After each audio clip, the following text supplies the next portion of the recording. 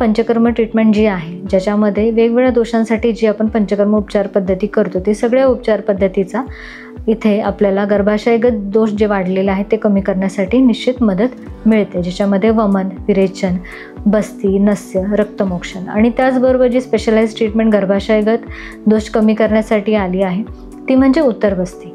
तर आपल्या श्री आयुर्वेद हॉस्पिटलमध्ये आपल्याकडे एक प्रॉपर मायनर OT आहे, म्हणजे ऑपरेशन थिएटरचा सेटअप आहे. ऑपरेशन थिएटरमध्ये आपल्याला माहिती आहे की सगळ्या गोष्टी ह्या निर्जंतुक असणं गरजेचं आहे.